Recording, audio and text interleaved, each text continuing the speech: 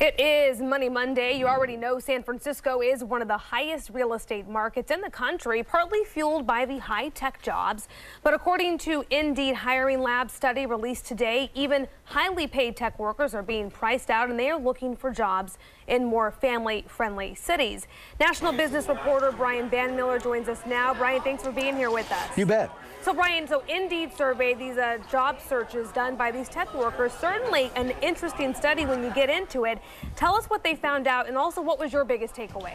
Well, actually, it's a fascinating study. Think of this, the very tech worker salaries that help push home prices to record levels here, well, they're coming back to bite them in their wallets. And here's why. Most techies in their 20s work 24/7, but for many, turning 30 means starting to raise a family. That's hard to do in San Francisco by the Bay, where the median rental unit costs more than $4,000 a month, and homes cost more than $1 million. So here's what today's study found. If you take a look here, San Francisco tech workers aged 31 to 40 looking for a job in a different part of the country increased 12% in the past year. And even among all tech workers, those looking for jobs outside the Bay Area increased 8%. So, Brian, that is just 12% in 1 year. You got to see if this will be a trend that will keep on going. So if not the Bay Area, where are they looking then? Well, actually, it's kind of interesting because there are tech jobs in other parts of the country, if you really think about it. For instance, they list San Diego. An average priced home echoes for $531,000. By the way, that's half the price of San Francisco.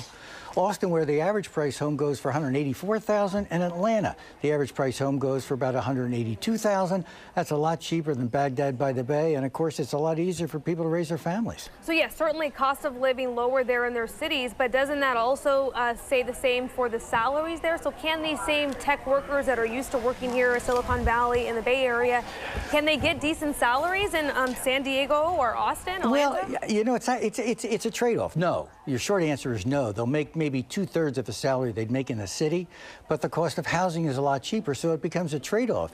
The good news is, as they move into their 30s and want to start a family, they can better afford it there. And the other piece of good news is that technology is not just in San Francisco. Austin is opening up a high-tech hub. Even New York has a tech hub, Atlanta. So this whole technology stuff is really spreading out. Well, Brian, what about the people who still love the Bay Area or love California, want to work here, and that they're moving just farther out and commuting it? So maybe they're moving, you know, Vacaville or Vallejo. Yeah, it's amazing. Of course, we all love to live in San Francisco, but I myself moved out years ago to the East Bay, and a lot of other people are doing that. When you take a look at the survey, they actually show you the highest cost of living per city, and you take somewhere in the middle. Let's take where we are right now in Oakland. The cost for a house in Oakland is less than half what it costs in San Francisco. And by the way, the bad news there is that home prices are now going up to own a home and to rent in the Oakland area. Then as you move farther out, yes, it does get cheaper, which means you'll have to rely on BART.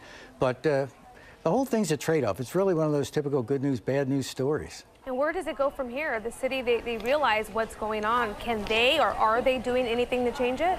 Well, yeah, you know, Mayor Lee talks about building more affordable housing. That takes a lot of work on the part of developers to do that.